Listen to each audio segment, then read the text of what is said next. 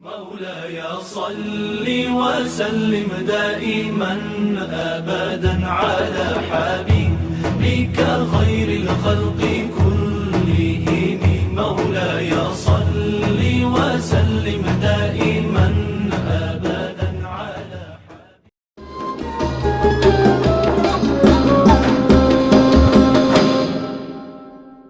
Di video kali ini saya akan membahas mengenai sejarah pendidikan Islam pada masa Rasulullah SAW, fase Mekah dan Madinah, atau yang disebut dengan masa pembinaan pendidikan Islam. Dikutip dari buku Sejarah Pendidikan Islam karya Dr. Andes Zuhraini serta buku Intisari Sejarah Pendidikan Islam karya Dr. Muhammad Hambal Safwan, sejarah pendidikan Islam pada masa Rasulullah SAW dibagi menjadi dua fase. Yang pertama, fase Mekah atau yang disebut dengan fase pembinaan pendidikan Islam, di mana Mekah menjadi pusat kegiatannya. Lalu yang kedua, fase Madinah atau yang disebut sebagai fase lanjutan dari fase sebelumnya atau tahap penyempurnaan pendidikan Islam. Masyarakat Arab sebelum Islam disebut masyarakat jahiliyah karena jauhnya mereka dari nilai-nilai Islam. Maka Nabi Muhammad SAW membersihkan ajaran tauhid ini dari syirik dan penyembahan terhadap berhala.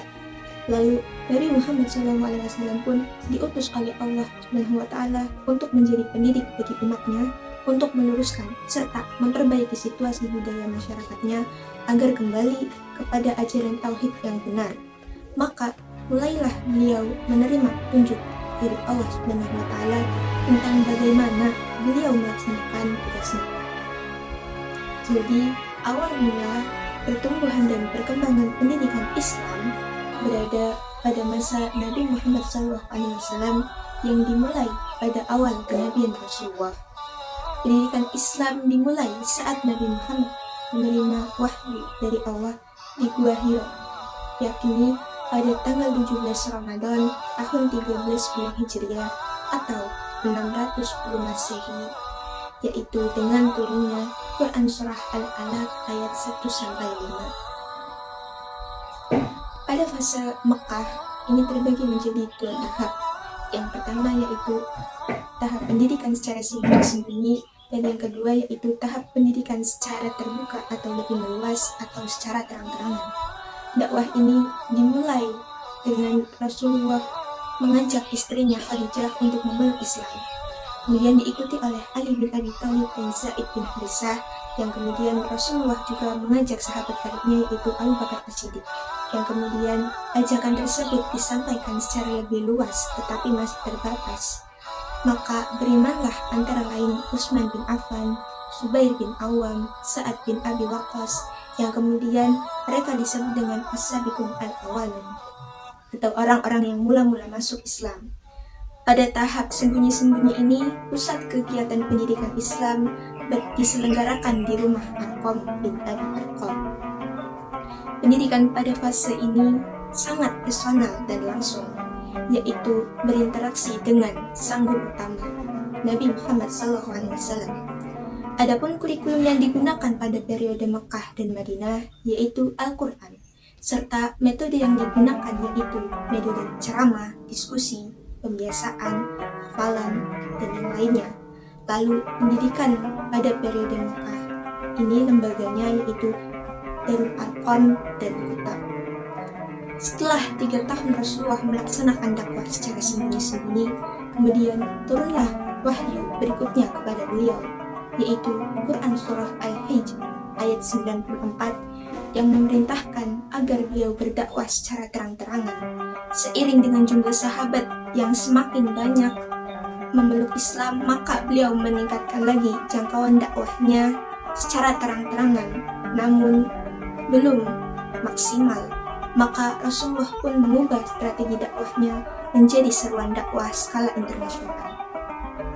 Pada musim haji, Rasulullah pun mendatangi kemah-kemah para jemaah haji yang awalnya tidak banyak yang menerima, kecuali sekelompok jemaah haji dari Yasrib, kabilah Khazraj yang menerima dakwah secara antusias. Lalu dalam memberikan pembinaan umat di Mekah, ada pun dua bidang pokok yang diajarkan oleh Rasulullah SAW. Yang pertama, pendidikan tauhid dalam teori dan praktek. Dengan pembiasaan yang diajarkan oleh Nabi, setiap memulai pekerjaan haruslah menyebut dengan Bismillahirrahmanirrahim. Lalu Nabi juga membiasakan pembacaan Al-Quran dan penghafalan Al-Quran. Kemudian Rasulullah pun mengganti kebiasaan lama menyembah berhala dengan mengagungkan dan menyembah Allah. Dengan Nabi mencontohkan bagaimana melaksanakan sholat, lalu memerintahkan kepada para sahabat untuk menirukan gerakannya. Yang kedua, pengajaran Al-Quran di Mekah.